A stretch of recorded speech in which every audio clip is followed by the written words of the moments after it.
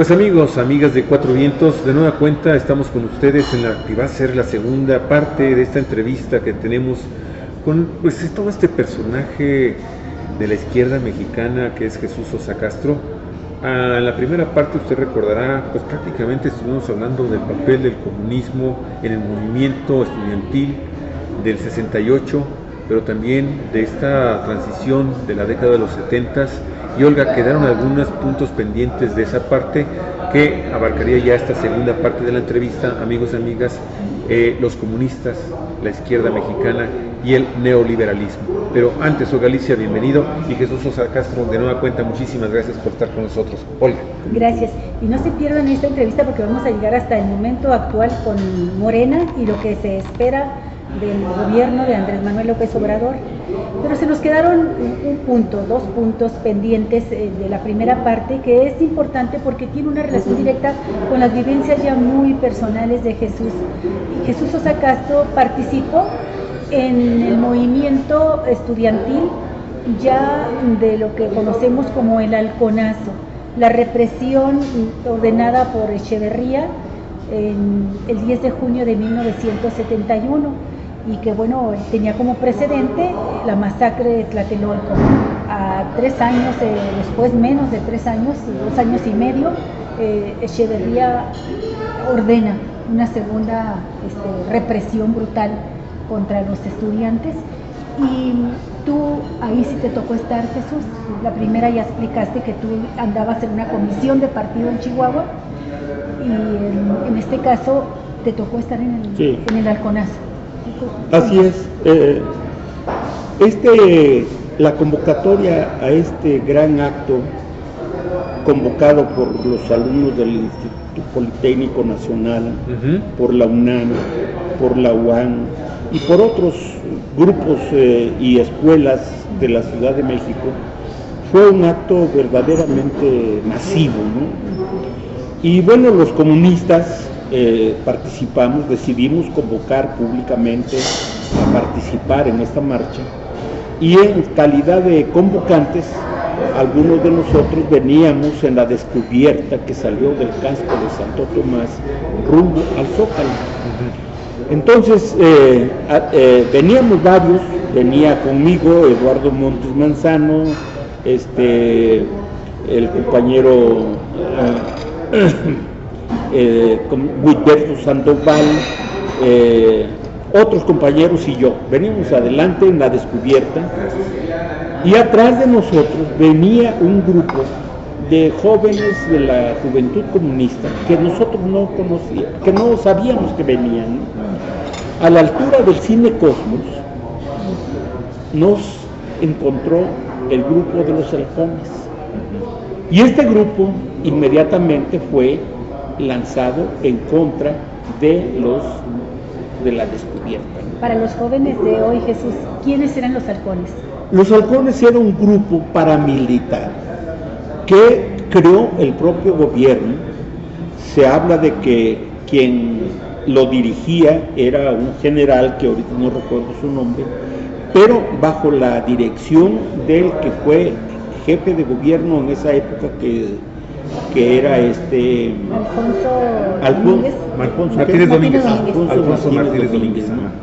Él era el que estaba atrás de esto, obviamente con el conocimiento y la aprobación del gobierno federal, ¿no? Luis Echeverría, que en ese momento ya era el presidente de la República. Así es, claro. Exactamente, ¿no? Entonces este grupo de jóvenes armados, muchos de ellos, pues empezaron a utilizar los armas de palos, de bambú que traían, bambú, y muchos nos replegamos hacia la Normal, hacia la Escuela Nacional de Maestros, ¿no? Donde ahora está la salida del metro Normal. Y allí conmigo iba un jovencito corriendo ya dentro de la Normal, dentro de la Escuela Nacional de Maestros. Íbamos corriendo hacia el interior, y de momento él cayó a mis pies. Lo agarré, estaba muerto, le habían dado un balazo disparado desde la parte exterior ¿La azotea? ¿De la cornisa? De la calzada México-Tacuba. Okay. De la calzada México-Tacuba. ¿Un francotirador, pues? Allí le dispararon y lo mataron, ¿no? Entonces muchos nos metimos a la normal, nos dispersamos allí, ¿no? Y bueno, pues llegó el momento en que dijimos, ¿qué hacemos, no? Y se acordó reorganizarnos y volver a salir hacia el Zócalo. Marchamos, llegamos hasta donde está la farmacia del Globo, que está justamente en San Cosme, y una calle que está en San Rafael, ¿no? Pasando ya el viaducto, el circuito interior. El circuito interior. Pasando el circuito interior. Y resulta que allí el tiroteo y los golpes de los halcones en contra de la cabeza, pues nos volvieron a dispersar.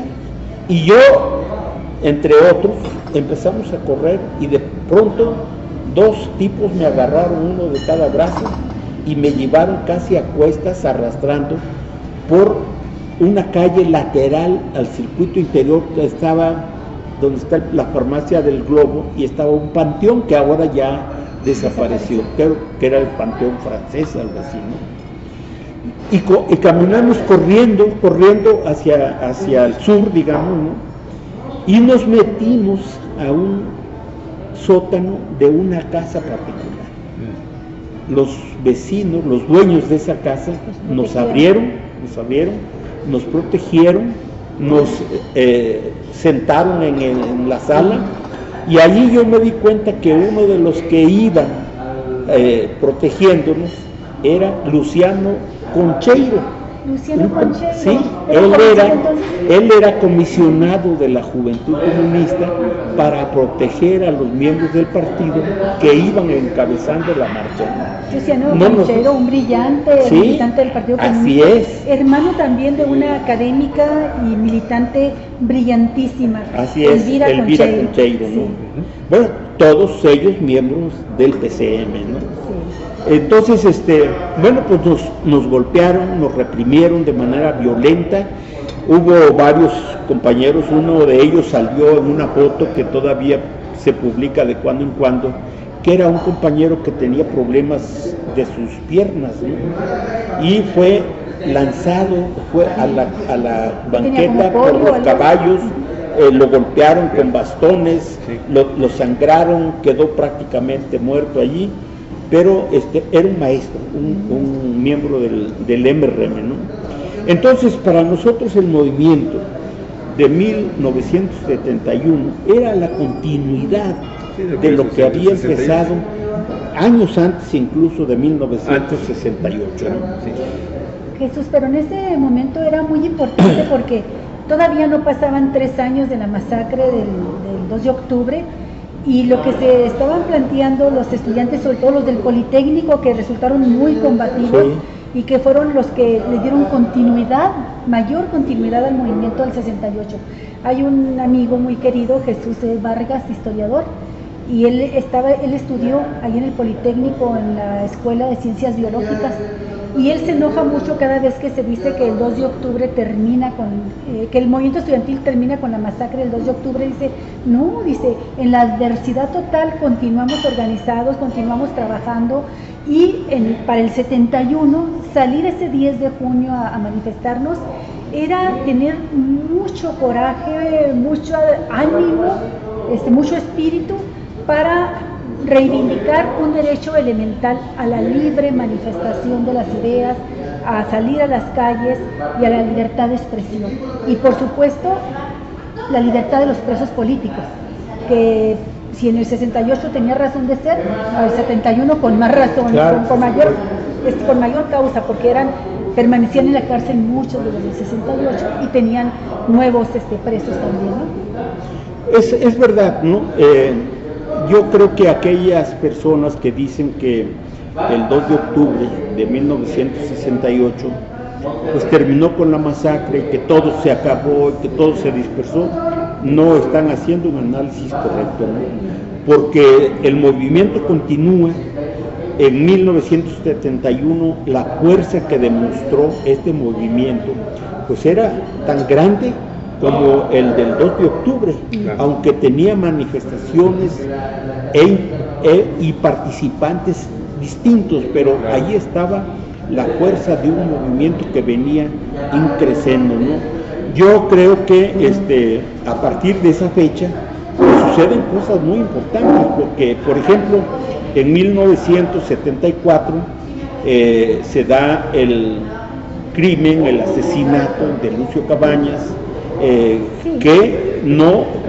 que es parte también de un movimiento que surge en 1963-64, cuando era maestro, y que va avanzando, resultado justamente de la presión, del acoso político del gobierno. En plena guerra sucia.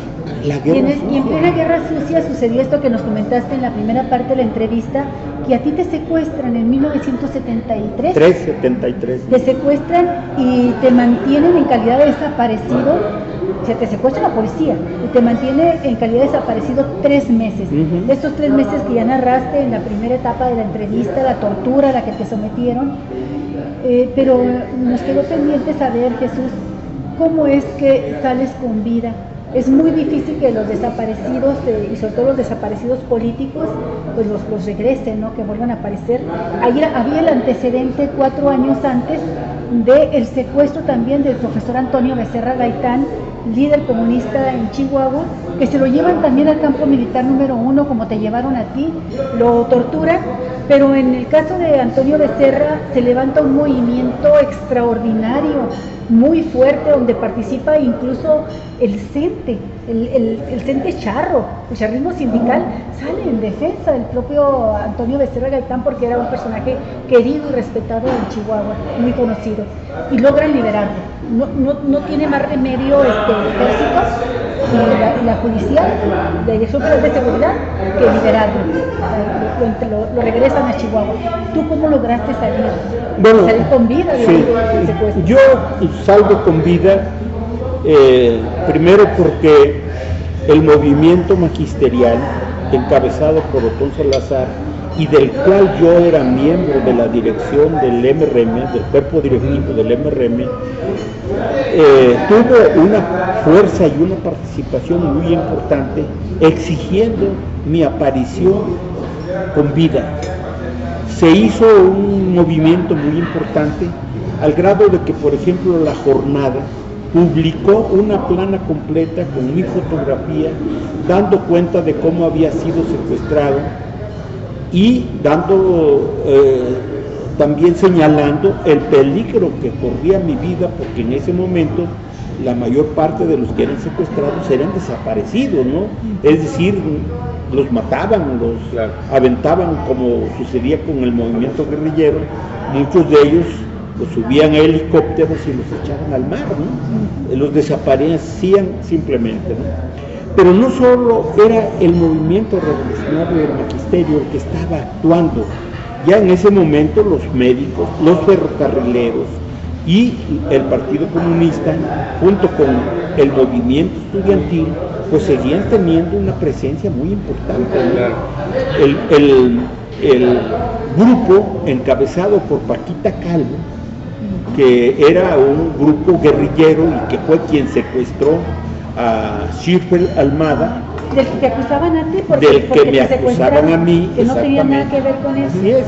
Entonces este grupo asume la responsabilidad del secuestro, y entonces pues yo aparezco ya como un desaparecido o como un preso inocente, porque me acusaban precisamente de ser el secuestrador de esta persona. Este funcionario. Exactamente.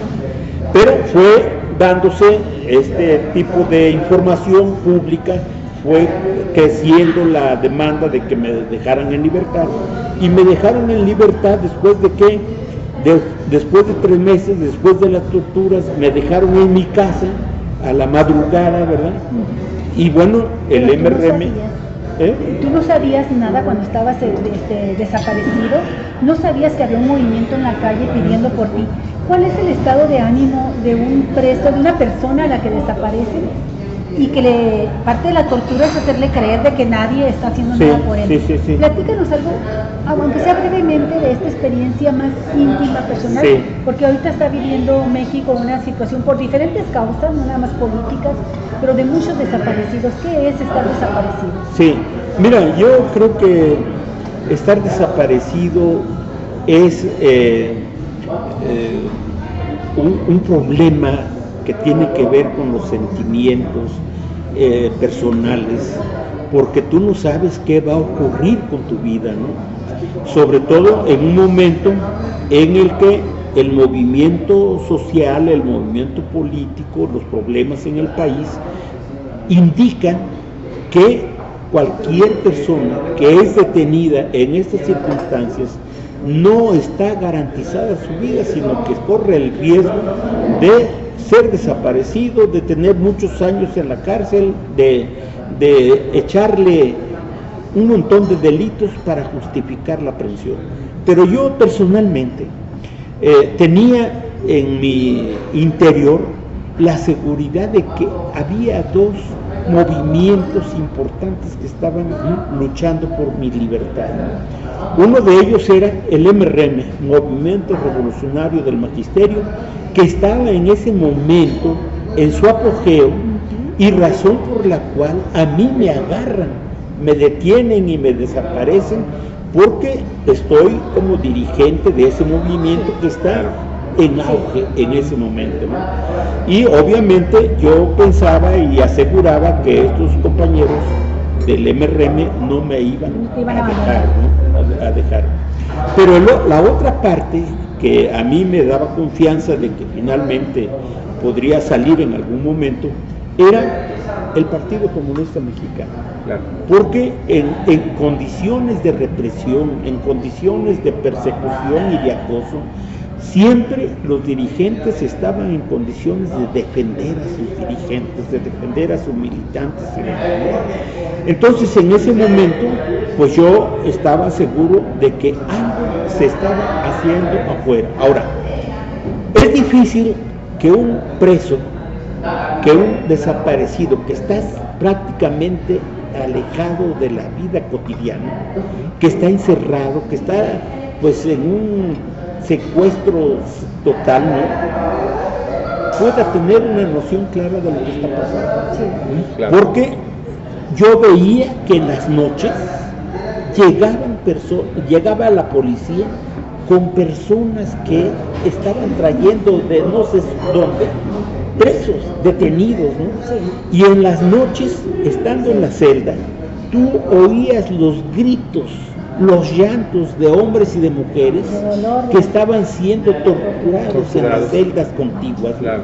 Entonces eso produce un sentimiento de impotencia y de, digamos, de creer que, bueno, tú estás en condiciones de pánico, sufrir ¿no? eso, ¿no? Pánico, claro. Y cuando, en mi caso, llegan los días de tortura, porque me estuvieron torturando cerca de 8, 15 días, ¿no?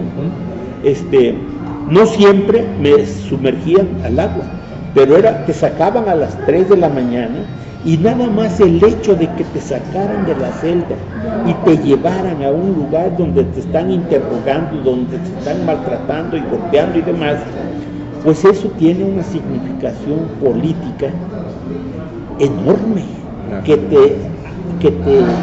te permite suponer cosas más allá de la realidad, ¿no? Y yo creo que la otra cuestión que cuenta mucho es algo que yo leí y comenté en otro momento a propósito de la detención de un comunista griego que estuvo 20 años preso, metido en un hoyo prácticamente, y todos los días lo torturaban, y todos los días lo golpeaban y lo amenazaban y demás, ¿no?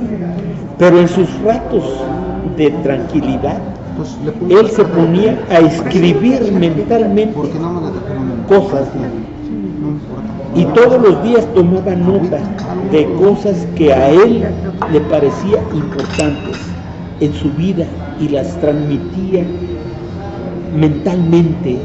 Era su terapia. Trabajaba en su mente las ideas, las razones por las cuales estaba preso. 20 años, cuando lo sacan de la cárcel, en una iglesia ortodoxa, él va pegado siempre a la pared. Y los que estábamos allí en ese momento le preguntábamos que por qué hacía eso. Y entonces él daba la explicación de que tenía miedo al espacio, miedo a los espacios abiertos. ¿Qué historia estás contando en este momento, mi estimado Jesús? Porque creo que es el momento de que también hagas una valoración de Luis Echeverría Álvarez. Luis Echeverría Álvarez, cuando llega a la presidencia de la República, muchas personas que hemos leído de cómo se condujo como presidente de la República, tenemos la sensación de que le quiso arrebatar banderas a la izquierda. Tenemos la sensación de que estaba empeñado también en tratar de lavarse el rostro después del acontecimiento del 68, del 66, pero también con el 71. Y de repente lo vemos encabezando un movimiento a favor del tercer mundo. También lo vemos siendo el héroe que rescata a los allendistas del golpe de Estado de Augusto Pinochet del 73. Y lo vemos enarbolando políticas públicas, tratando de rescatar también una imagen de un gobierno socialista. Y de hecho, mucho de su administración, tú recordarás, y la iniciativa privada de aquella época, lo identificaba como un presidente socialista, comunista o de izquierda. ¿Cuál es tu visión de Luis Echeverría Álvarez? Es un personaje, amigos y amigas, usted lo debe de saber, todavía está vivo. Una comisión que investigó sus actividades en el 68 llegó a la conclusión de que había participado y que ese era uno de los principales, quizás el principal responsable de los acontecimientos del 2 de octubre. Y ahí sigue viviendo en nuestro país con plena impunidad, disfrutando de la pensión, así es, ¿sí? Ya se le acabó. Y evitando incluso la cárcel, ahora sabemos, hace recientemente hay unas declaraciones de un fiscal que decretó una orden de aprehensión en su contra y que no se logra porque, pues bueno, evidentemente lo apresan, pero está en su casa y tiene un amparo. ¿Cómo ves a Luis Echeverría Álvarez? Esto que tú digas, lo va a escuchar, sí. Lo tiene que escuchar. Sí. Yo quiero agregar nada más también, para no interrumpirte luego, en el juicio que hagas tú, porque es un juicio político sobre claro. Echeverría, recordar todos aquellos también militantes de izquierda, ¿no?, que se fueron supuestamente con la finta del Luis Echeverría de la apertura democrática y que acuñaron aquella consigna de Echeverría o fascismo, ¿verdad? Hay que apoyar a Echeverría porque si no este país se va al fascismo. Cuando el fascismo lo habían vivido con Echeverría en todo lo que narraste ahorita de Albonazo y demás, ¿no? Sí. Bueno, yo tengo un juicio muy severo contra el gobierno de Luis Echeverría. Primero porque es uno de los tipos, a mi juicio, más conocedores y más inteligentes para engañar, para distorsionar la cultura, los problemas de la sociedad y de la política, ¿no? ¿Un gran demagogo? Un gran demagogo, ¿no? Un gran demagogo. Yo recuerdo que él planteaba cosas que ustedes ya han comentado, pero que la gente las creyó. Lo mismo ocurrió con uno de los torturadores más siniestros, pero más inteligentes que ha tenido México. Recuerden ustedes el caso de Gutiérrez Barrios, que era un torturador profesional y sin embargo fue uno de los personajes que ayudó al movimiento encabezado por Fidel y Raúl Castro. Así es, claro, para la revolución cubana. Claro. Entonces, hay personajes como este y como el propio Fox y como otros, ¿verdad?, que han manejado un lenguaje arropado en conceptos de carácter democrático, de carácter popular, y que ha engañado a un sector importante de la opinión política nacional. Recuerden ustedes el caso de Fox, por ejemplo. Sí. Vicente Fox dijo que iba a sacar al PRI a patadas de los pinos. Las tepocatas, Y las muchos, víboras sí, prietas. exacto. Y muchos de los comunistas lo creyeron. Igual. El voto Ahí útil. está Joel Ortega, está Chical y está Que no se han hecho una autocrítica, ¿eh? ¿Sí? No se han hecho la autocrítica, o sí se la hicieron ya. ¿Quiénes estos? Los que llamaron el voto útil por Fox, Sí. y que Fox resultó todo un fiasco, Sí. un fraude, y que esos comunistas o izquierdistas siguen vigentes, siguen dando opinión, qué bueno, pero no han hecho la autocrítica. No se hacen. No, Voto que útil. yo conozca, ninguno de ellos se ha hecho una autocrítica.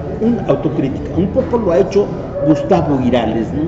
Gustavo Irales en sus documentos habla un poco del fracaso primero de la guerrilla y luego habla de que sus planteamientos políticos que venían después de que rompen con este movimiento armado, ellos llegan a la conclusión de que la única salida que tiene México es la vía electoral, ¿no?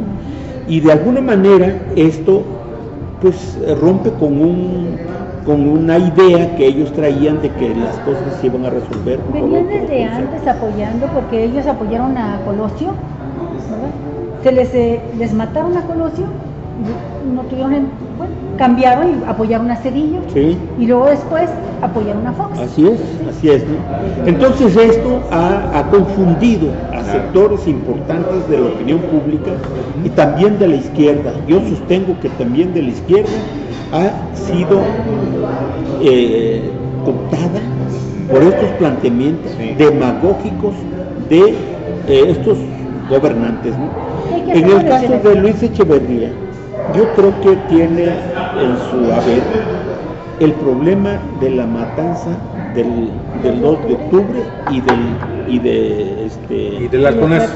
Del halconazo, ¿no? Del halconazo. De las dos. Uno cuando era presidente y el otro cuando era secretario de claro. gobernación. Ese es el descrédito mayor que yo creo que tiene Luis Echeverría. Ahora, se han hecho intentos de castigarlo porque el juicio popular es muy severo en contra de lo que él ha hecho, pero hasta ahora todo ha quedado en puras declaraciones. Así es. ¿Por qué?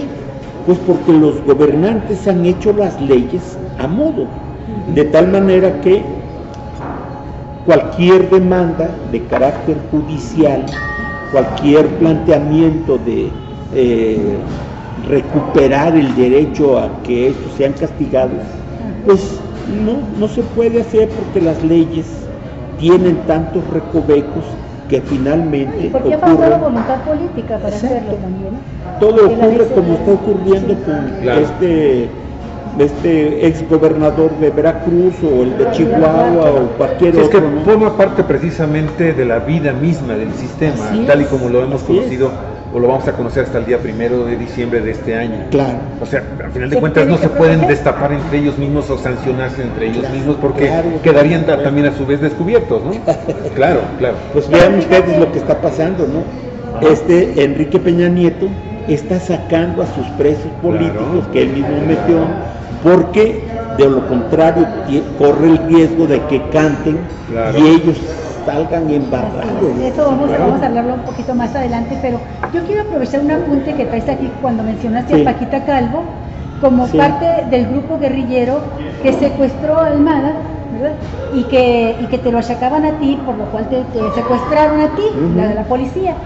Y qué bueno que mencionas a Paquita Calvo porque es una mujer que descolló en la historia contemporánea como una luchadora y una guerrillera.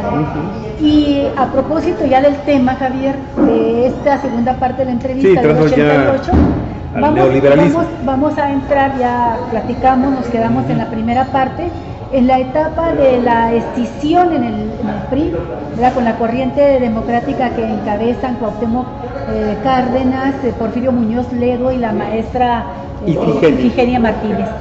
Y viene el caso porque cuando va a votar Cuauhtémoc Cárdenas, que es el candidato presidencial de las izquierdas y de las fuerzas democráticas del país, se le preguntó por quién había votado él y dijo: yo voté por Paquita Calvo, la guerrillera, ¿verdad? Y entonces, y presa política, ¿verdad?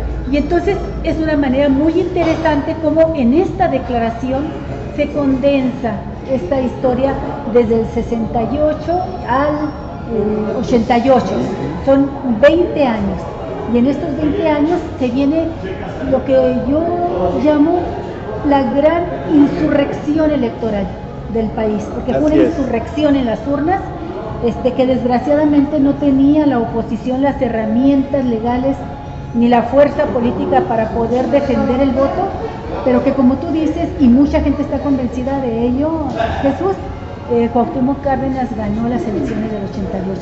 Si te parece, nos ubicamos ahí en el 88 y vemos qué sucede a partir de que, bueno, por una parte se impone en la presidencia con este fraude Salinas de Gortari, se desarrolla de lleno el neoliberalismo, pero por otra parte también nace, y con fecha de nacimiento, lo que después venimos a conocer como el PRIAN, porque el Partido Acción Nacional pacta con Salinas de Gortari el reconocimiento que le haría el colegio electoral, que no es otra cosa más que la Cámara de Diputados, constituido en colegio electoral, y les facilita a Salinas que se le reconozca como presidente de la República, porque los panistas se abstienen de votar, ¿verdad?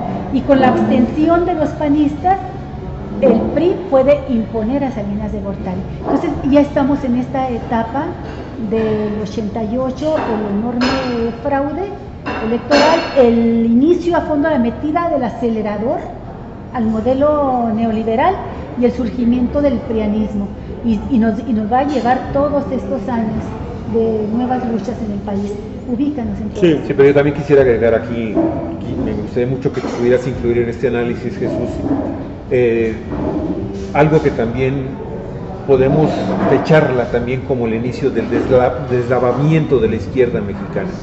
Poco a poco la izquierda mexicana comienza a crear intereses con los grupos de poder fácticos, pero también con el partido, con la presidencia de la República, y vemos cómo poco a poco también la izquierda comienza a desvariar en sus objetivos, comienza a lanzarle también a los ciudadanos de este país mensajes muy extraños, mensajes que empezamos los ciudadanos a tener dudas muy grandes respecto a la verdadera izquierda, en dónde estaba, en cuánto se estaba vendiendo parte de esa izquierda, y que finalmente termina con un PRD totalmente esclavo, por decirlo así, y gran aliado de este PRIAN, de este prianismo y del neoliberalismo, a grado tal de que al principio de este sexenio que está por terminar, pues firman también este pacto, esta unidad para reformar a varios asuntos de enorme importancia, el Pacto por México, ¿sí? Y que incluyen estas reformas a la educación, al sector energético, en fin, que son avalados por esta dirigencia de un partido que en un momento determinado también llegó a ser la esperanza de este país, ¿sí? Y que finalmente también consideramos que iba a ser la opción de la izquierda, que había luchado tantos años, de la que tú nos has estado contando, Jesús, por favor. Sí. Bueno, yo quisiera comentar que Cuauhtémoc Cárdenas jugó un papel importante hasta su candidatura presidencial. ¿Cuál de las tres? Hasta ahí, la primera. Que fue 3 veces candidato. Hasta la última candidatura presidencial. Pero ese rumor que yo doy por hecho de que existió, de que él negoció con Carlos Salinas de Gortari, lo convirtió en un personaje que pronto se fue a la basura. Yo sostengo que Cuauhtémoc Cárdenas ahora es una retranca, es un estorbo para el desarrollo de la izquierda, incluso de la izquierda electoral. Okay. No estoy hablando de la izquierda revolucionaria. Sí. Establezco una diferencia, ¿no? La izquierda electoral, que es la que a mi juicio ha llegado al poder ahora con Andrés Manuel López Obrador, hizo a un lado al personaje Cuauhtémoc Cárdenas porque él perdió la ruta. Él pronto dejó de ser el que encabezaba la esperanza de una transformación cuando él era dirigente y luego candidato a la presidencia de la República por parte del PRD. Sus devaneos, ¿verdad?, de que sí, de que no, de que participa y no participa, de que hace un grupito por aquí y hace campaña por allá y demás, ¿no? En lugar de ayudarlo a convertirse en lo que la gente en algún momento consideró en Cuauhtémoc Cárdenas como un referente político para el desarrollo de la izquierda, se convirtió en una retranca, en un problema, ¿no? En una traba, exactamente, ¿no? Ahora, yo creo que todo este conjunto de acontecimientos y de reconfiguración de las fuerzas políticas que ha habido en el país, pues es resultado de la convergencia de muchas ideas, ¿no? Claro. Por ejemplo, en este movimiento encabezado por Andrés Manuel López Obrador, hay muchos comunistas que consideramos que es allí donde nosotros podemos desarrollar una política para cooptar, para educar, para atraer, para desarrollar ideas más allá de lo que plantea el proyecto de Andrés Manuel, ¿no? Porque él es un proyecto, él desarrolla y es personalmente un demócrata liberal. Él no es un revolucionario. Claro. Él es un demócrata, ¿verdad? Un demócrata liberal. No es un demócrata burgués, no es un... ¿Por qué? Porque él no explota, no tiene a su servicio a trabajadores, no es un empresario, no explota pues a la gente, ¿no? Pero sus concepciones políticas no son de transformar al sistema político, económico y social que estamos viviendo. Cuando él habla de la cuarta transformación, ¿a qué se refiere? ¿Podemos esperar que con su triunfo el 1 de julio pasado se marque el fin de un régimen y el inicio de un nuevo régimen? Y bueno, hay que recordar que entre el 88 y el 2018 pasan ¿cuántos años? Sí, 30 años. claro. Otros 30 años estamos ahorita a los 50 años del movimiento del 68, que fue lo que inició esta entrevista con Jesús Sosa Castro. Ya recorrimos los primeros 20 hasta la elección del 88, cuando ante ese fraude da como salida la izquierda y con Cuauhtémoc Cárdenas a la cabeza la creación del PRD y la unificación pues ahora sí de todas las izquierdas en un solo partido político, y para desgracia, a propósito de lo que comentaba Javier, pues el fortalecimiento interno de una corriente pues conocida como los chuchos, que viene a destruir esperanzas de que el PRD sea ese partido de izquierda que muchos esperábamos, ¿no? Pero tenemos 3 elecciones presidenciales, 3 elecciones con Cuauhtémoc Cárdenas y 3 con López Obrador. Son muchos años para finalmente lograr el triunfo, que fue contundente, más de 30 millones de votantes. ¿Sí? Pero entonces tú dices, López Obrador es un demócrata liberal y no podemos pedirle a él una transformación de fondo que no está dentro de su concepción política e ideológica. Se le puede pedir porque lo tiene la honestidad, etcétera, ¿no? Pero entonces, ¿qué es la cuarta transformación? Sí. haces una pregunta muy importante, porque yo creo que esto es lo que se está manejando un poco de manera irresponsable en las filas de Morena. A cualquier cosa le llaman cuarta transformación. Así es. Y yo sostengo que una transformación, incluso dentro de los límites de lo que plantea el proyecto de Andrés Manuel o de Morena, se pueden lograr algunas cosas. Por ejemplo, él ha planteado que va a buscar derrotar al régimen político actual.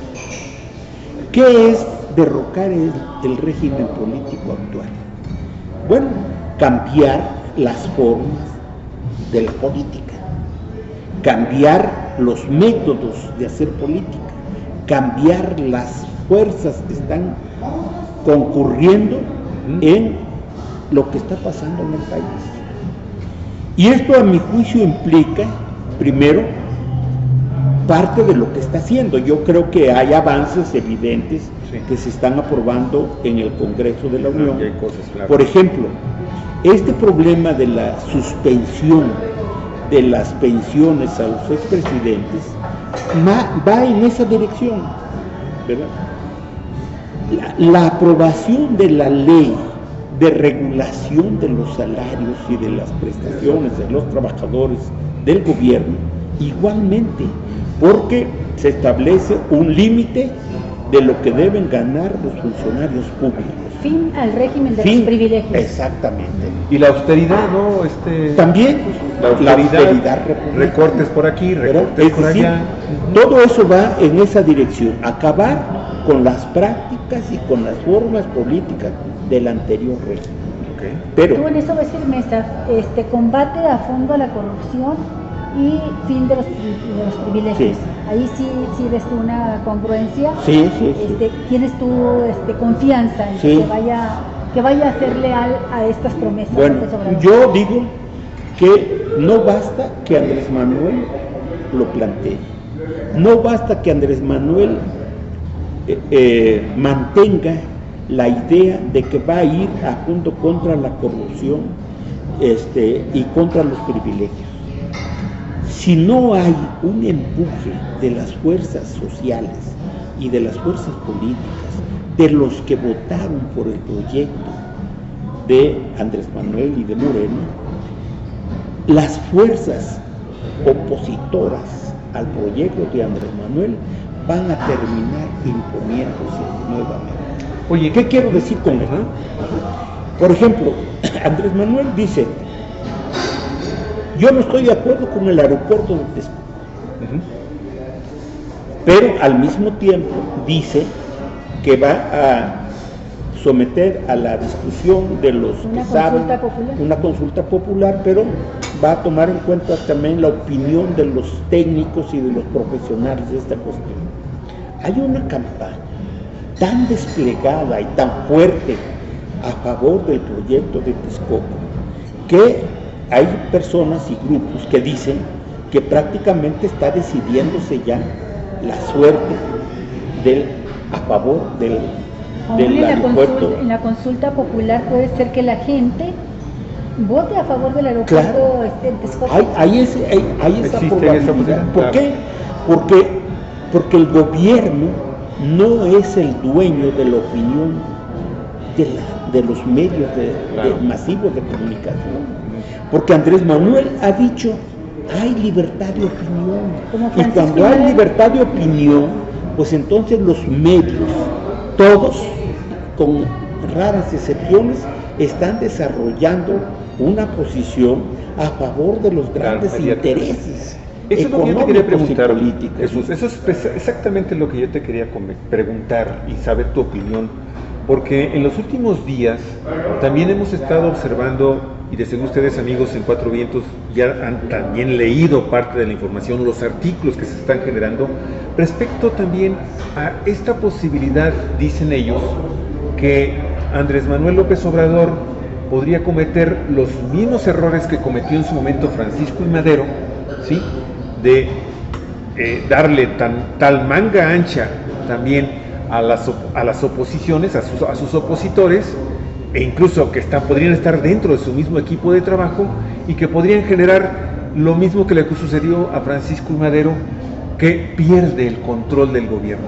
¿Tú crees que estamos ante una posibilidad de en estos análisis que hemos estado, quienes te leemos, sabemos que tú ya lo has comentado y que es fundamental también que la ciudadanía también responda, reaccione y participe también del gobierno para que estas cosas que le sucedieron a Madero no sucedan con Andrés Manuel López Obrador? ¿Qué opinas? Miren, yo creo que Andrés Manuel tiene dos cosas que hay que apreciar y que hay que apreciar de manera correcta, ¿no? Primero, yo estoy de acuerdo con Andrés Manuel cuando dice: en este país ya no va a haber censura, ya no va a haber apoyo a los medios, ya no va a haber, ¿cómo le llaman? Los chayotes, los moches y todo eso. Yo estoy completamente de acuerdo.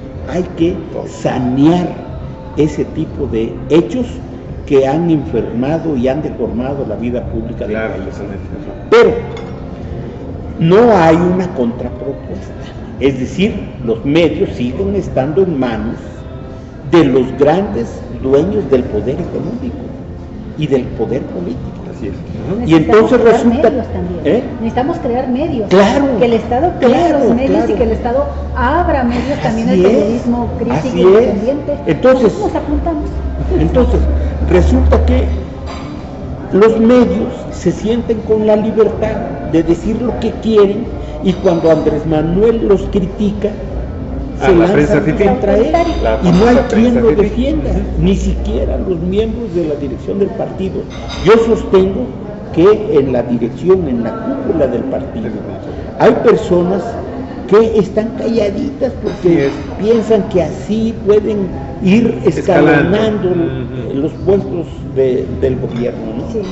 Y resulta que no dicen nada, y el único que opina, que dice las cosas, es Andrés Manuel, cuando a su alrededor están todos los medios echándole a él, ¿no? Entonces, este es un problema que tiene que resolver. Caray, pero no es el único. Se parece mucho a Francisco Madero, ¿eh? No es el único. Sí, se parece mucho. El otro problema, viejo. Hay una cosa en la que no, a ver, discúlpame, termina la idea y luego yo planteo algo que tú sí. El otro problema que tiene Andrés Manuel es con el ejército. Sí.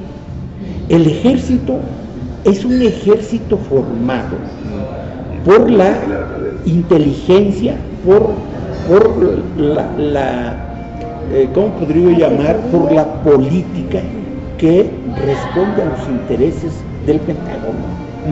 Todos los generales se han formado en las escuelas militares de los Estados Unidos. Pues hoy nacido un centro de adiestramiento de los altos mandos, ¿no? Así es. Entonces, militares. Parte de la razón. Vaya paradoja, ¿no? Porque se dice los más patriotas están para defender al país, consideran antipatriota a todo aquel que los critica a ellos, y sin embargo son ellos los que se han formado dentro de los conceptos imperialistas. Así es. Entonces yo digo, el ejército se le ha considerado como la fuerza más respetada y respetable del país. No es cierto, eso no es cierto, porque el ejército trae una ¿cómo le llaman esto que trae en la espalda? ¿Una losa? Una losa tan pesada de lo que ha hecho el ejército en el país. Yo estoy terminando de leer un libro que se llama Los parias de México. Los parias de México, ok. Los parias, algo así, ¿no? Nunca me aprendo los títulos, pero es verdaderamente dramático cómo el ejército está interviniendo para asesinar, para organizar a grupos del crimen organizado, escuadrones de la muerte, y de cómo los que reclutan se desertan porque salen asqueados de lo que ven en el ejército. No es un ejército popular, no es un ejército del pueblo. O sea, es falso esta idea, pues, de que tiene una raíz popular que conserva, que nació de una revolución, etcétera, etcétera, ¿no? Así es. Entonces yo digo, ¿Por qué no ha resuelto Andrés Manuel quién va a ser el secretario de la Defensa Nacional, el secretario de la Marina, la aviación y demás? Pues porque no sabe. Él se comprometió desde el principio de que serían militares en activo, pero hay otra corriente dentro de Morena que dice que no, que el secretario de la Defensa Nacional debe ser un civil, y yo comparto esta visión. ¿Quién es dentro del gabinete de Andrés Manuel comparte la idea de que puede ser un civil? Bueno, dentro del gabinete la señora esta de las propuestas, Olga Sánchez Cordero es una, el otro es Arturo Durazo, ¿cómo se llama? Alfonso Durazo. Okay, sí. Alfonso Durazo en algún momento ha expresado. Alejandro Encinas también ha dicho en algún momento que sería conveniente que fuera un civil. Okay. ¿Por qué un civil? Bueno, porque el ejército hasta ahora es un equipo, es una fuerza que no ha entendido el cambio, ellos no están por el cambio, porque el ejército finalmente ha sido parte de los privilegiados. Claro, esto es lo que iba a comentar. La élite militar. Ha sido una de las instituciones de poder que más recursos públicos ha tenido a su disposición en las últimas 3 administraciones federales. Claro. Pero entonces esto quiere decir, mi estimado Jesús, me gustaría mucho conocer tu opinión, entonces que no representa en realidad ninguna seguridad para la lealtad del ejército mexicano, de las Fuerzas Armadas de este país, el que finalmente llegue un demócrata liberal, como tú lo estás definiendo en este momento, Andrés Manuel López Obrador, como jefe supremo de las Fuerzas Armadas. O sea, no existiría la posibilidad incluso de que ese ejército, esas fuerzas militares del país, no le sean fieles y leales al jefe supremo de estas Fuerzas Armadas. Mira, hay varias contradicciones, ¿no? Por ejemplo, el secretario de Marina actual, Soberón, ha dicho públicamente que el ejército es una fuerza institucional y que van a reconocer el mando del presidente de la República, cualquiera que sea la persona que lleve al gobierno. Sí. Entonces se entiende que la Marina, por lo menos, está diciendo que va a respetar el comando, la comandancia en jefe de El general Cienfuegos no lo ha dicho. El general Cienfuegos es un pinche reaccionario, madre, ¿no? No, sí. Y de ahí sale, de ahí va a surgir la terna, ¿no?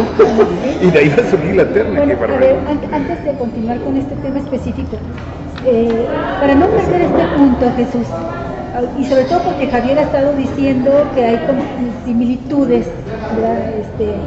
Entre Francisco Madero. Pero hay una cosa en la que no son nada parecidos, Francisco y Madero y López Obrador.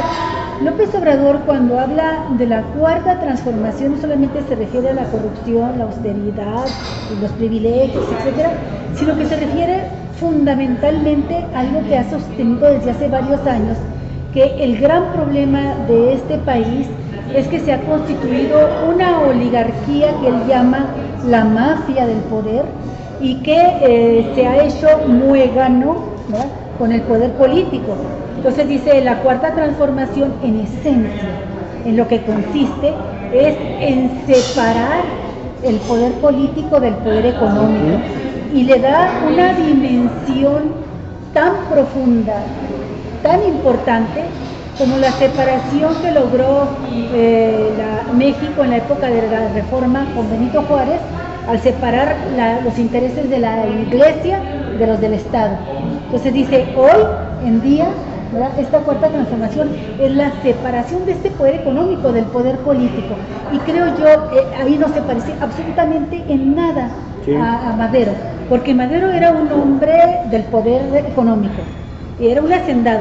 Esto lo enfrentó con Zapata, lo enfrentó con los guerrilleros, con los revolucionarios más auténticos del pueblo mexicano. No es López Obrador representante, aquí sería una confrontación muy fuerte, y ahí es donde yo veo los riesgos mayores, ¿no?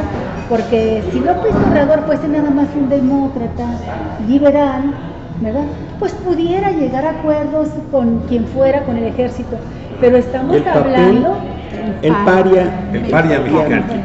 Es el libro, el nombre del libro, amigos y amigas, nos lo acaban de pasar ahorita. El paria mexicano, autor Campos Garza Lucía. Gracias, muy amable. Muchas gracias. Perdón, dinos el nombre, por favor, ¿no? Bueno, gracias. Muchísimas gracias. Bueno, es que gracias. Bien acompañado, Jesús. Respetamos obviamente su derecho al anonimato. Volviendo al tema, gracias.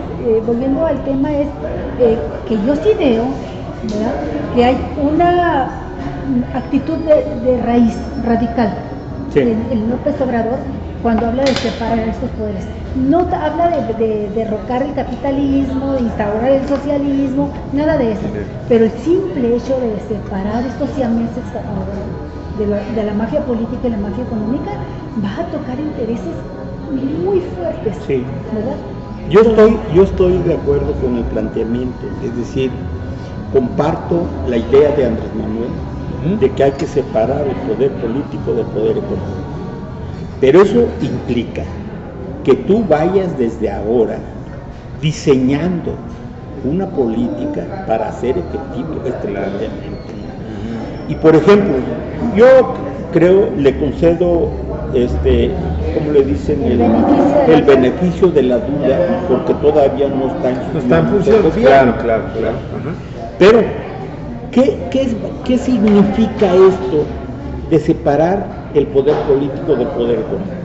Significa ni más ni menos que, por principio de cuentas, todos los que hoy no pagan impuestos y son los grandes dueños del dinero, yo he señalado en uno de mis artículos que hay 14 multibillonarios, 200 y tantos multimillonarios y 2.400 y pico millonarios. Ricos de millones. Y estos concentran el 80% de la riqueza nacional. Así es. Ahora, vamos a separar el poder político del poder económico. Está cabrón. Por decirlo de una manera. ¿Por qué? Porque eso significa justamente dar un golpe fuerte a estos que concentran la mayoría de la riqueza nacional. Y que además esa riqueza la han pasado violentando el Estado de Derecho, porque separar el amparo del poder, significa restablecer el Estado de Derecho, que las licitaciones sean legales, que las concesiones sean legales, que la adjudicación de la mano de obra, la adjudicación de la obra pública se haga transparente, ¿verdad? Que se beneficie a todos los mexicanos, empezando por los propios empresarios, que muchas veces tienen que tragarse los sapos de saber que los están aplastando para darle todos los privilegios a una cúpula, ¿no? Entonces, significa pues un restablecimiento del Estado de Derecho, un respeto a la Constitución. Pero aparte hay una cosa, Jesús, que ahorita me hiciste también pensar, reflexionar mucho en que una cosa también es Andrés Manuel López Obrador, que puede tener estas ideas, estos propósitos, esta decisión de actuar y de separar en la práctica el poder político del poder económico. Sin embargo, te lo comento porque tú has estado al tanto de lo que sucede, por ejemplo, en estados como Oaxaca, California, en donde vemos que hay miembros de ese poder político y de ese poder económico que están realmente al frente del partido Morena, y que muchas veces esto también puede dar al traste con las buenas intenciones y los buenos deseos que pueda tener Andrés Manuel López Obrador para crear una cuarta transformación de la República, que en manos y en boca de estos personajes embosados dentro de Morena, ¿sí?, suenan totalmente huecos y que pueden generar una gran inconformidad y una gran desilusión en el corto plazo del proyecto de Andrés Manuel López Obrador.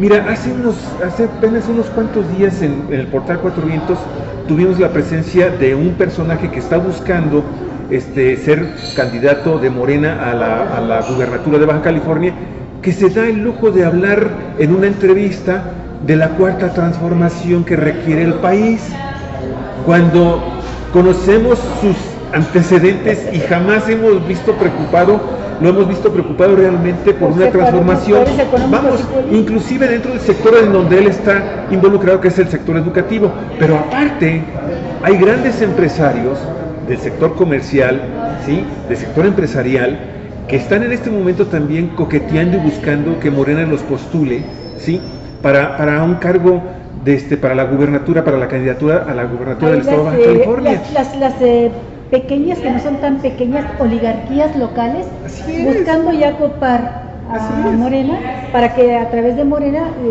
conservar el poder. ¿Cómo ves tú esto? ¿Cómo ves? Ahora, creo que es un fenómeno, porque yo he visto que has escrito también, es un fenómeno a nivel nacional. Oye, ¿Qué Javier, piensas? dame la oportunidad de hacer un comentario para que lo complementes tú ahorita en tu respuesta. Olvido el nombre, su segundo apellido es Monedero. Él es fundador. Juan Carlos Monedero, pero es el segundo apellido Monedero. Él es fundador de Podemos, de este partido emergente español, ¿verdad? Y hizo una serie de declaraciones en torno al 1 de julio, con el triunfo de López Obrador, felicitando, ¿no?, al pueblo de México por el triunfo electoral que tuvo con López Obrador, diciendo: ojalá lo hubiésemos tenido en España con Podemos, no logramos la presidencia. Dice, pero ustedes lo han logrado en México. Pero enciende varias luces rojas, ¿no?, de alarma. Y una de ellas, muy importante, dice: se necesitan 3 elementos fundamentales para lograr una transformación, como la que se está proponiendo López Obrador y Morena. Dice, se necesita, en primer lugar, no en primer lugar, 3 factores. Uno de ellos, el líder, lo hay, ¿verdad? El partido, no lo hay, él dice así claramente: Morena es un partido emergente que todavía no tiene ni la estructura, la institucionalidad, la fuerza, y la tercera es el movimiento. Entonces, líder, partido y movimiento, la calle, le llama la calle, con la gente en la calle movilizándose, porque el partido y la gente en la calle son lo que le va a permitir al líder, al gobierno, sacar adelante sus propuestas de transformación. Y hace un comentario personal, dice: en mi opinión, dice, si yo fuese Andrés Manuel, dice, me estaría planteando más importante que tal Secretaría de Estado, tal programa para tal Secretaría, me estaría planteando la construcción del partido. Dice, porque si no tiene partido y no tiene la gente en la calle, lo van a amarrar, van a imposibilitar que salga adelante. ¿Qué piensas de ese? Y con los comentarios que hizo Javier, ¿no? Yo comparto plenamente la opinión de Juan Carlos Monedero, y creo que efectivamente tenemos líder.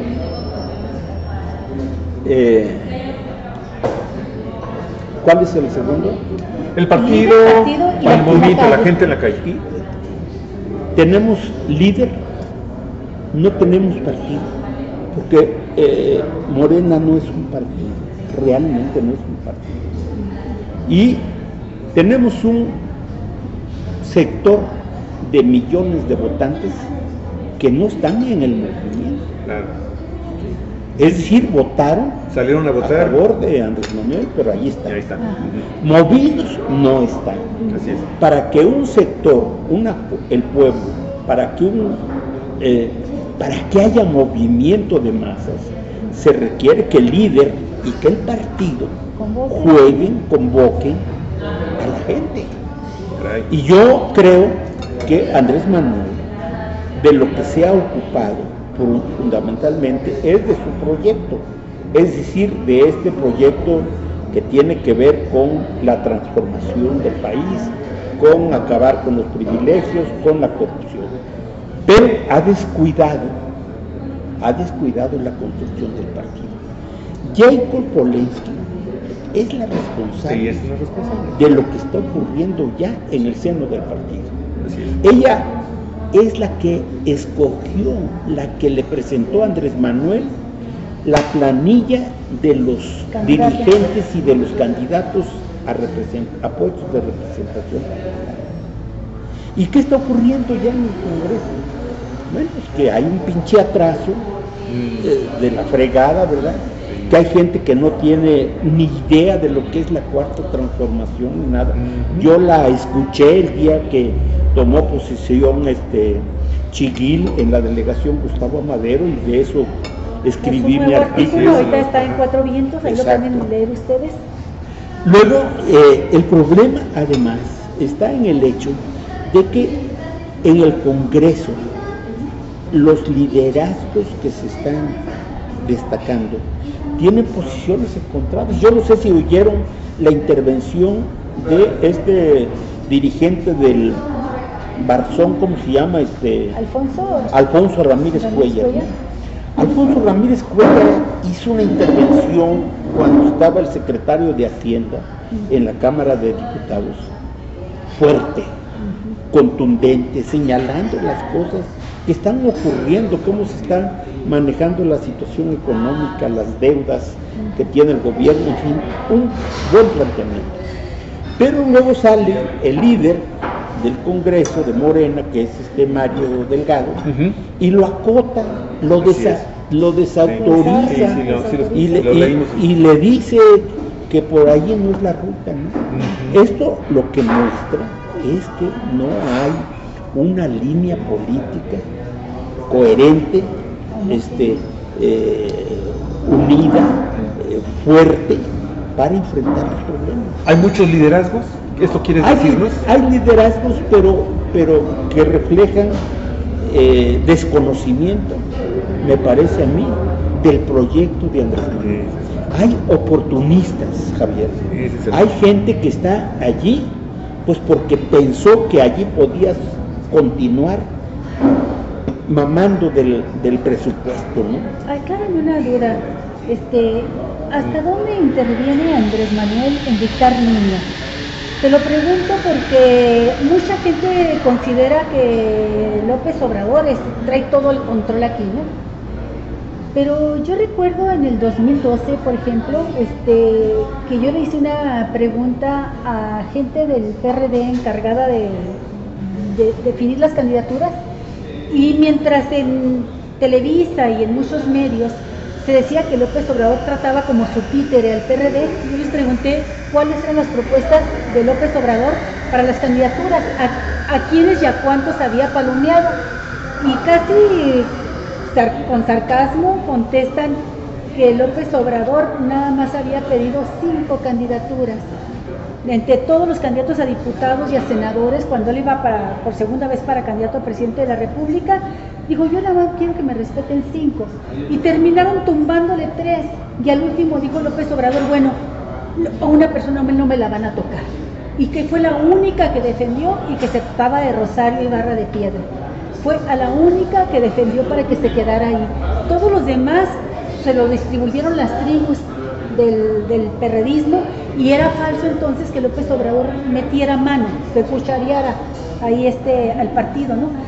Yo no sé si aprendió de esta experiencia, no sé si ahora López Obrador, sabemos porque trascendió en la prensa y él mismo lo dijo, ¿verdad?, que en el caso de Ricardo Monreal, él se había comprometido a darle, a garantizarle que en Morena el liderazgo del grupo parlamentario en el Senado, pues porque todo lo que sucedió, ¿no? Porque Monreal se había salido de Morena por la pelea por la jefatura del DF, por la candidatura, pero que en eso se intervino él.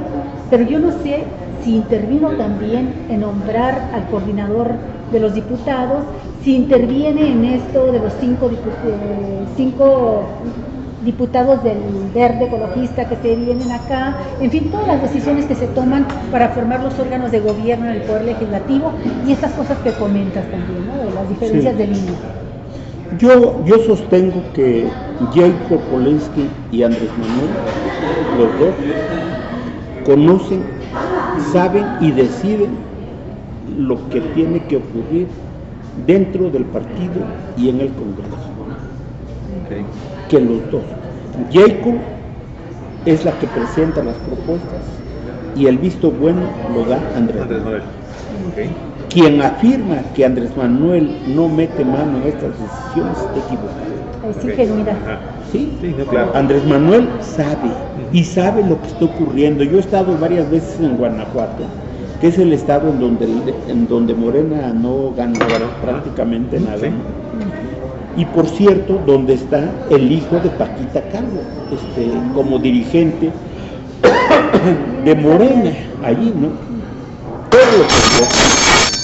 Entonces, resulta que los compañeros se han cansado de pedirle cuando Andrés Manuel ha ido allá, que los oiga, que los escuche para informarle de cómo está la situación. Y Andrés Manuel los califica de provocadores, de gente que está infiltrada por parte del gobierno. Y demás. Eso lo estuvo haciendo desde antes, desde se lanzara oficialmente como candidato, y mucha gente decía, bueno, pues es que hay que mantener cierta unidad, darle chance, ¿no? Pero a estas alturas no se puede. Sí, pues no. Lo vimos en Baja California igual, sí, con un grupo de morenistas que fueron descalificados por Andrés Manuel cuando les planteaban problemas que son lo que te estábamos mencionando ahorita de lo que está pasando en Baja California. Claro, hay compañeros de la dirección del partido que afirman, el partido tiene que ganar primero, hay que llegar al poder, y una vez que esté en el poder, vamos a limpiar todo lo que está sucio. Es falso, al contrario, los que están adentro ya se están acomodando, claro. Ya se están acomodando. Así creció el chuchismo, y así el chuchismo terminó con el PRD. ¿No? Así es. Entonces, partido que se aleja de las bases es un partido que a la postre va a perder.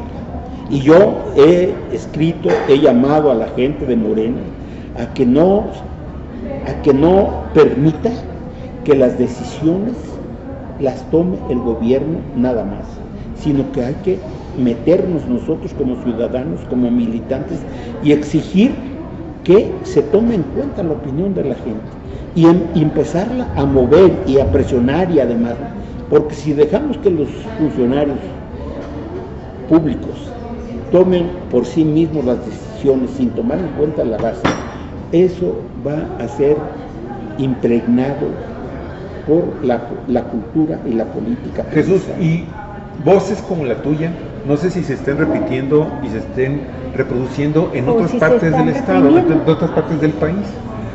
Efectivamente, porque sabemos que, creo que ya narraste por ahí, que de repente te jalaban las orejitas porque tú eres esa voz disidente, con todo el peso político del que estamos dejando constancia en esta entrevista, que tienes tú a lo largo de toda tu trayectoria, de toda tu vida política, de congruencia, que eso es fundamentalmente lo que tampoco se da ni existe muy frecuentemente, en este caso ya en Morena, por ejemplo.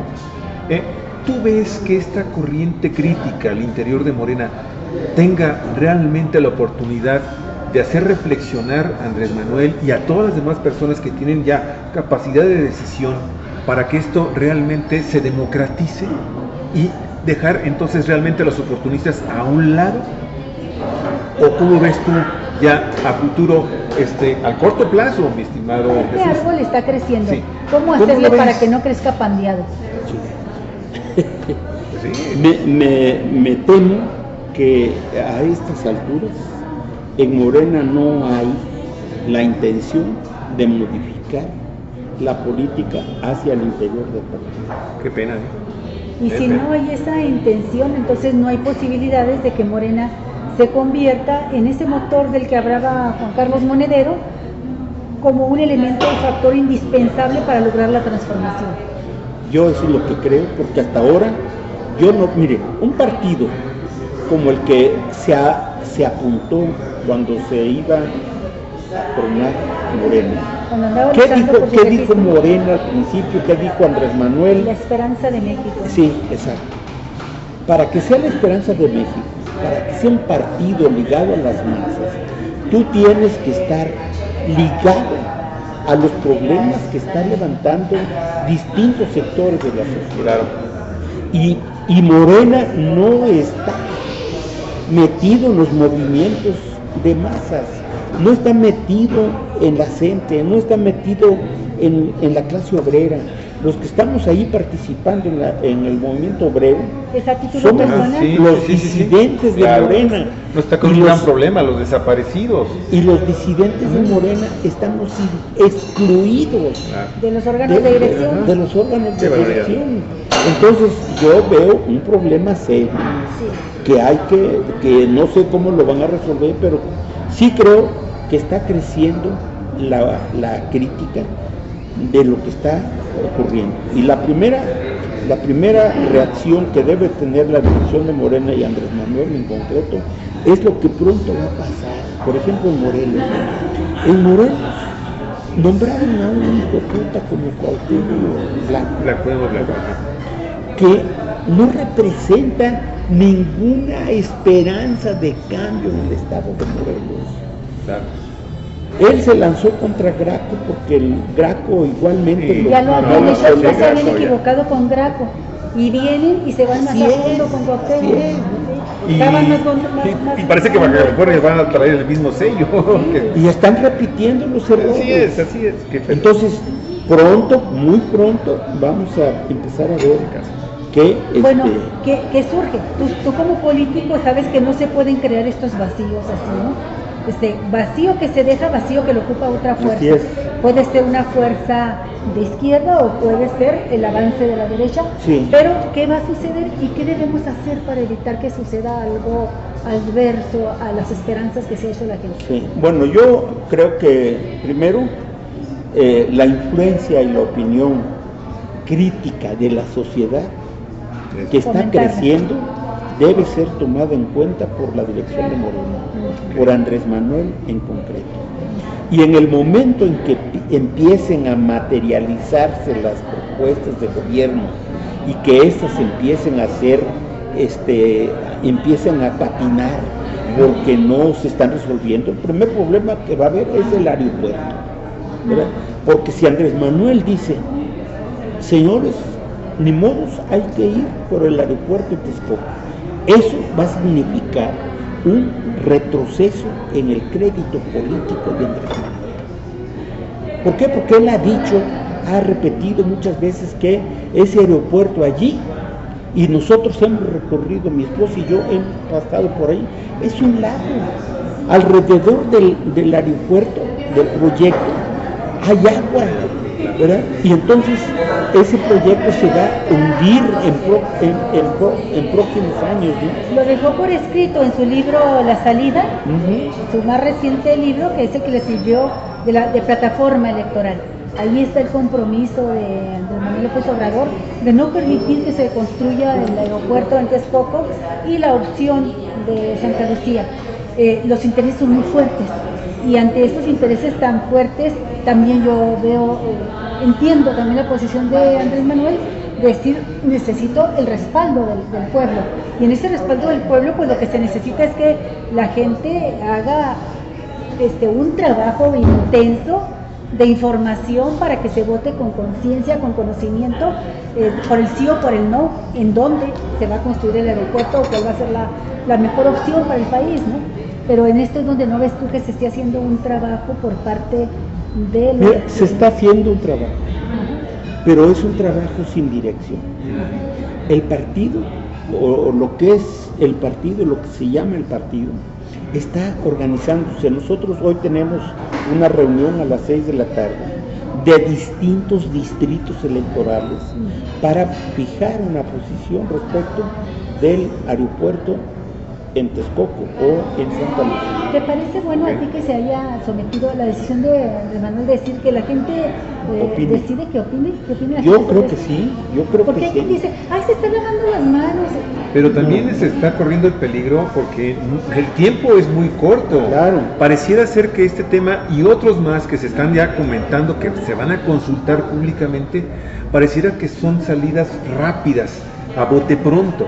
Y eso afecta también la imagen Sí, de Andrés por Manuel supuesto. y de su gabinete y del propio partido Morena. Sí. Como que estamos llegando a un momento en el que la realidad pareciera ser que Que nos nos está rebasa. rebasando y está rebasando las expectativas. Y como tú dices, muy pronto muchos mexicanos que votaron por esta alternativa podrían desilusionarse de una manera terrible. Y a lo mejor Morena y Andrés Manuel podrían ser flor de un solo día. Sí. ¿Lo consideras tú así? Sí, bueno, yo creo que esto que está saliendo a flote en el partido es muy importante, ¿no? Lo que pasa es que no hay una dirección del partido, es la base la que se empieza a organizar, la que está empezando a darse cuenta de lo que viene, de los problemas que vamos a enfrentar, ¿no? Pues ojalá y esa base tenga la fuerza para rebasar a todos. De eso se trata, ¿no? Pero como dirección del partido falta mucho. Digamos, Andrés Manuel tiene una cosa muy importante, ¿no? Lo que opina Andrés Manuel es noticia. Sí, claro. ¿Verdad? Sí. Pero es el único que opina. Y sobre estos problemas se requiere más que quienes tienen en sus manos estas cuestiones expliquen las cosas. Por ejemplo, yo oí por ahí a bote pronto también una entrevista que le hicieron al ingeniero Jiménez Espriu. Sí, de comunicaciones. Sí, exacto. Y bueno, ya lo sabes. Porque eso ha estado muy activo, ¿eh? Sí. Ha estado muy activo él, y las que me ha tocado a mí escuchar ha sido en defensa de la línea de Santa Lucía. Sí.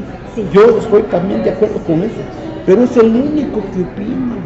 Es decir, como integrante del gabinete, no hay en la base del partido, en la dirección del partido, una política que todo el mundo esté atento a estas cuestiones. Oye, Jesús, y de repente esas declaraciones que hace el que va a ser el secretario de Comunicaciones y Transportes, Andrés Manuel López Obrador, también los descalifica. Pues, entonces como que el mensaje queda para el público en general, ¿sí? Para la gente que está esperando con ansia esta nueva administración, pues ¿de qué se trata, no? Y es que estamos viviendo una época muy sui generis, porque es el primer gobierno que sin tomar posesión, ya circula por ahí un chiste que refleja mucho de lo que existe ahorita.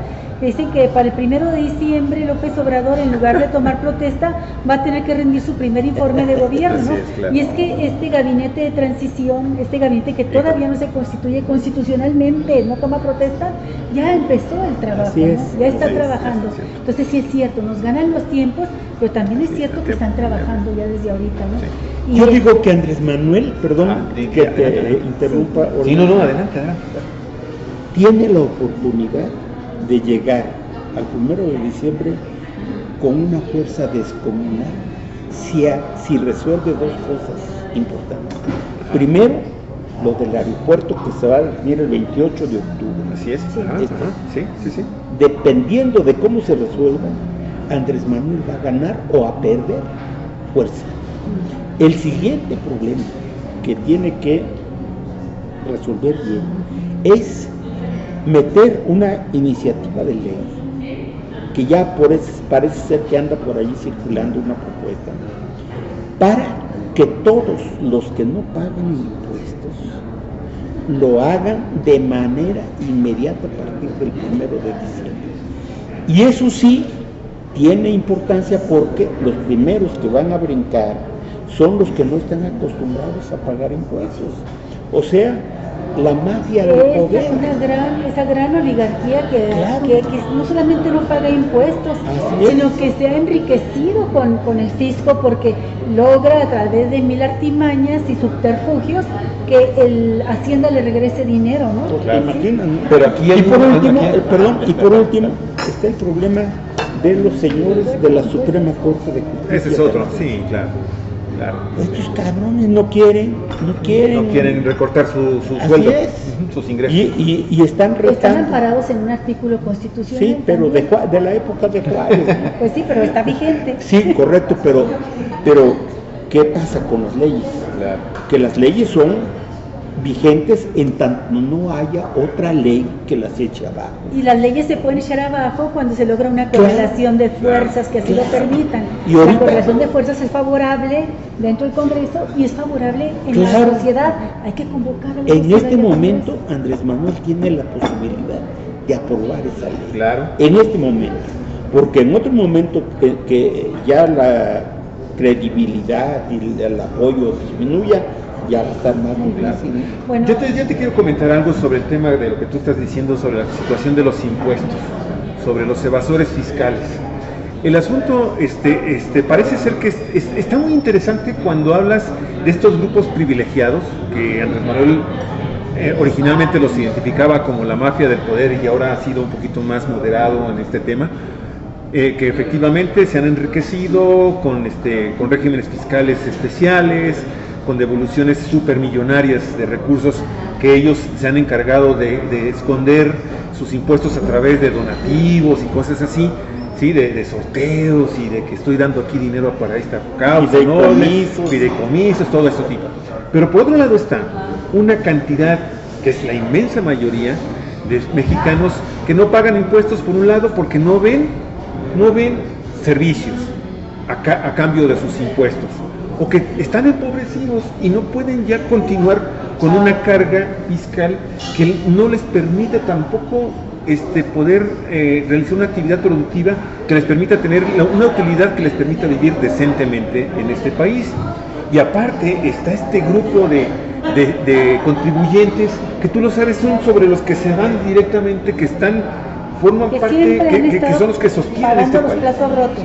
Entonces, esta reforma de carácter fiscal impositiva tiene que ser también muy bien manejada, Jesús, porque si nos vamos nada más con el tema de los ricos que no pagan, de los supermillonarios que no pagan, bueno, podemos dejar por otro lado también con una gran inconformidad a esa inmensa mayoría de contribuyentes que están cansados de ser el patito feo, que no ven servicios a cambio de sus impuestos y que también ven equidad en el pago de impuestos. Nada más quería comentar. Yo creo que ahí es donde va a venir una de las mejores noticias, porque creo que sí hay una correlación muy favorable en el Congreso ahora para que se apruebe una buena ley fiscal, y son de las sorpresas agradables. O sea, tiene muchos años peleándose por una buena reforma fiscal, y ahí hay coincidencias con muchos diputados de otras fracciones, ¿no?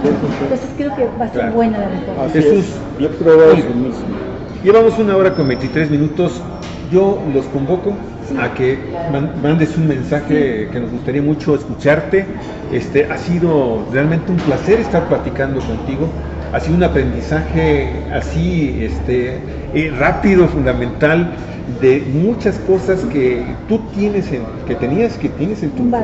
tu bagaje político, que nos ha sido profundamente revelador, y que como maestro pues eres generoso en compartir tus conocimientos y esta información que tú tienes ahí a lo largo de toda tu historia política. Pero nos gustaría mucho escuchar alguna conclusión, si es que se puede tener, sobre estos 2 programas que hemos tenido contigo y que nos has regalado así de manera tan generosa. Más lo que tú quieras mencionar. No, nada más, pues estamos hablando del legado del gran movimiento de 1968, que a la vez fue la condensación de muchos años atrás, y estamos hablando de cómo salvaguardar, ser congruente, respetar ese legado a 50 años de distancia, cuando se da este enorme triunfo en las urnas del pueblo mexicano, ¿verdad?, que vota por un cambio, por una transformación importante, de todos los riesgos que implica llegar a este momento sin la organización partidista suficiente, con fuerza, sin los movimientos de masas organizados, las resistencias. Tú llamas mucho a la unión de todas las resistencias, y cómo salvar, ¿verdad? ¿Cómo hacer que las esperanzas depositadas en las urnas fructifiquen en un proyecto de transformación? Ya dijiste todos los contras que hay. Ahora me gustaría que en el mensaje que nos vas a dirigir le des algo de sustento a la esperanza, ¿no? Claro. ¿A qué nos llamas desde tu experiencia? Bueno, yo primero agradezco esta entrevista. No ha sido fácil seguramente venir desde Baja California hasta la Ciudad de México a entrevistarme, ¿no? Yo sé que vinieron a otras cosas, entre otras pero el 2 de octubre, ¿no? Prioridad de la entrevista, no, claro. Bueno, yo quiero decir que yo ingresé a la lucha democrática, revolucionaria en México desde 1956, con los maestros del MRM, del Movimiento Revolucionario del Magisterio. y no había tenido, a pesar de casi más de 60 años de lucha, la oportunidad de ver un triunfo del pueblo. Así es. Para mí, el 1 de octubre de 1968 es un verdadero triunfo popular. Sé que Andrés Manuel juega un liderazgo importante. Yo vengo siguiéndolo desde que marchó de Tabasco a la Ciudad de México en defensa de los trabajadores petroleros y demás, ¿no? De lo que significaba la lucha en el pueblo por recuperar derechos y prestaciones en Pemex, ¿no? Y aprecio de manera muy importante el trabajo y el papel que ha jugado Andrés Manuel. Soy consciente de sus limitaciones, ¿no? Pero valoro su trabajo y hasta este momento creo que él ha jugado un papel determinante también en este avance democrático que ha tenido el país, ¿no? Por lo tanto, yo creo que el hecho de que Morena haya podido construir todo este apoyo que se depositó el 1 de julio con una votación de más de 30 millones de votantes, es una cosa verdaderamente insólita. Esta fuerza debe ser aprovechada por Morena, por la sociedad, por los revolucionarios, para que no vaya a desembocar en un fracaso político y organizativo de la izquierda electoral o de la izquierda mexicana, ¿no? La experiencia vivida en el PRD es una cosa tremenda. Partido que se apega al poder y desatiende a sus bases, a su origen popular, es un partido que termina siendo absorbido por el sistema. Y yo sostengo que Morena corre ese riesgo si no pone en juego la sabiduría, la inteligencia, la organización y la lucha de sus militantes. Y esta lucha y esta fuerza deben desembocar en la construcción de un partido que sea capaz de trascender el gobierno de Andrés Manuel, que en cualquier circunstancia, avanzando o retrocediendo, el partido siga manteniéndose para beneficio de las demandas del pueblo. Si esto lo logramos, creo que será un triunfo contundente, enorme, que salvará al pueblo de la tragedia que vive, de la situación económica que estamos viviendo, y se materializará la esperanza de la que en su momento fue la consigna principal de Morena. Entonces yo espero que esto se logre con la participación de todos nosotros, del pueblo, de las resistencias populares que las hay en todas partes, y de una dirección eficiente del gobierno de Andrés Manuel y también de una dirección eficiente del partido Morena. Perfectamente. Olga, ¿algún comentario final?